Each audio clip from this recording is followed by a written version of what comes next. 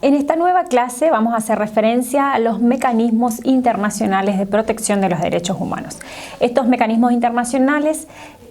pueden clasificarse en mecanismos universales o en mecanismos regionales. En esta clase vamos a ver lo que respecta a mecanismos universales de protección de los derechos humanos. Al respecto, cabe destacar que a partir del libro y del autor que estamos siguiendo, el sistema universal está contemplado en los artículos 4, 5 y 6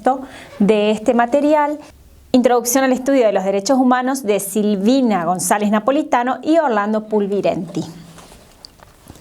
En primer lugar, cabe destacar que Naciones Unidas, a partir del año 1945, como veníamos reseñando, genera un nuevo espacio a partir de lo que era el sistema inicial de este organismo creado en 1919, que era la Sociedad de las Naciones. Lejos de cumplir con sus objetivos, la Sociedad de las Naciones deja de lado esos objetivos que tiene para convertirse en lo que hoy conocemos como Naciones Unidas a partir de la Carta de Naciones Unidas, que es el primer instrumento jurídico que conocemos de los derechos humanos, razón por la cual, como veníamos diciendo en las clases anteriores, Carlos Santiago Nino hace referencia a que los derechos humanos son el mejor invento del siglo XX. Es así que en 1945, con la Carta de Naciones Unidas,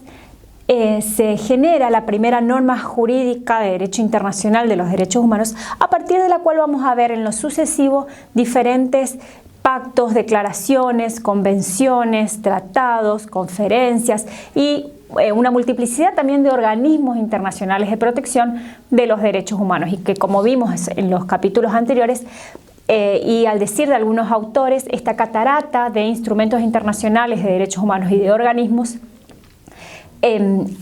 ha sucedido a lo largo de todo el siglo XX, y el nuevo desafío era la incorporación hacia el interior de los estados de este derecho internacional de los derechos humanos. Ahora bien, especificando en concreto el sistema regional, el sistema universal de protección de los derechos humanos, cabe destacar que este sistema de protección se activa a partir del principio de subsidiariedad. ¿Qué es este principio de subsidiariedad? Es un principio de derecho procesal internacional y que establece que primero deberán ser agotadas todas las instancias hacia el interior del Estado para luego recién poder acceder a estos mecanismos internacionales de protección. Dicho esto, cabe señalar que Naciones Unidas, constituida a partir de la Carta de Naciones Unidas, establece órganos principales hacia el interior de esta organización y que va a permitir una mejor, valga la redundancia, organización a nivel internacional o a nivel universal. Estos órganos los vamos a ver detallados en estos capítulos que les mencioné, y en particular podemos hacer referencia brevemente a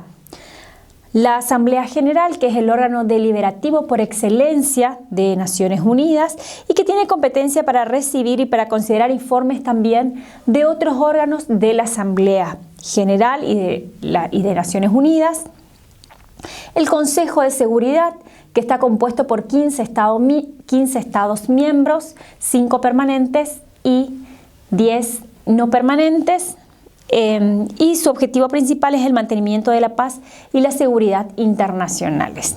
Asimismo, tenemos el conocido ECOSOC, que es el Consejo Económico y Social, constituido por 54 miembros. ¿Y cuál es la función que tiene el ECOSOC? Es llevar a cabo estudios, informes, recomendaciones, proyectos y hacer también acuerdos con otros organismos de carácter internacional para propender a la efectiva vigencia de los derechos económicos, sociales y culturales en el ámbito universal. Existía también hasta el año 1994 el Consejo de Administración Fiduciaria, que cesan sus funciones en ese año y no se ha modificado, es decir, continúa vigente en la Carta de Naciones Unidas como un miembro o como un órgano de Naciones Unidas, porque la Carta no ha sido enmendada, aunque este organismo ya no existe más, no está más en funciones. La Secretaría, esta Secretaría General, tiene funciones de carácter administrativo y carácter políticas, también son algunas de sus funciones, y está compuesto por un secretario general, y este secretario general se va a encargar en general de llevar a cabo las actas de todos los demás órganos en el ejercicio de sus funciones. Y finalmente vamos a encontrar no solamente en el capítulo 5, sino también en el capítulo 4, y después vemos algo de ello en el capítulo 6, cuando hacemos referencia al Consejo de Derechos Humanos. Y estos autores hacen referencia al nuevo Consejo de Derechos Humanos porque se ha creado a partir de la ex Comisión de Derechos Humanos. En el año 2006, a partir de la resolución número 60/51, se deja de lado esta Comisión de Derechos Humanos y se le otorga el carácter de Consejo de Derechos Humanos y se les otorga ciertas funciones específicas como son promover la educación y el aprendizaje sobre los derechos humanos, servir de foro para el diálogo sobre cuestiones temáticas relativas a todos los derechos humanos, formular recomendaciones a la Asamblea General, realizar un examen periódico universal basado en información objetiva y fidedigna, contribuir mediante el diálogo y la cooperación a prevenir las violaciones de los derechos humanos, entre otras funciones específicas que van a llevar adelante en este nuevo Consejo de Derechos Humanos. Asimismo, en el capítulo 6 de este libro podemos hacer referencia a los pactos de 1966. ¿De qué hablamos cuando hablamos de estos pactos? Tanto del Pacto Internacional de Derechos Civiles y Políticos como el Pacto Internacional de Derechos Económicos, Sociales y Culturales. Estos pactos de 1966, tanto el Pacto Internacional de Derechos Civiles y Políticos como el Pacto Internacional de Derechos Económicos, Sociales y Culturales, datan, por supuesto, de 1966 y tienen, como nosotros habíamos hecho referencia en las primeras clases, una estructura similar a la de nuestra Constitución Nacional. Es decir, tienen un preámbulo, una primera parte que podemos llamar dogmática,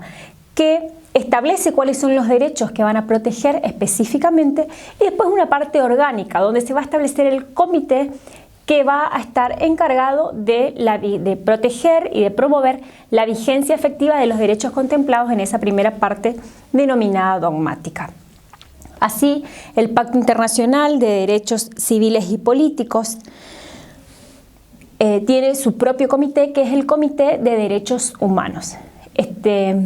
Estos derechos que están contemplados en el Pacto Internacional de Derechos Civiles y Políticos, entre otros, son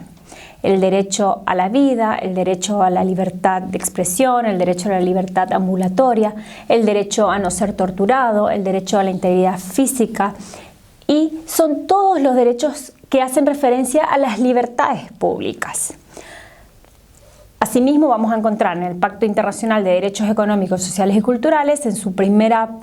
luego del preámbulo, en su primera parte, en la parte dogmática, vamos a encontrar derechos referidos precisamente a económicos, de naturaleza económicos, sociales y culturales. Estos son derecho a la salud, derecho a la educación, derecho a la vivienda digna, derecho al trabajo digno, derecho al esparcimiento, entre otros derechos que vamos a encontrar establecidos en este Pacto Internacional de 1966, y su comité se denomina Comité de Derechos Económicos, Sociales y Culturales, a diferencia del Comité del Pacto Internacional de Derechos Civiles y Políticos, que se denomina Comité de Derechos Humanos. Hasta aquí brevemente la descripción de estos primeros capítulos.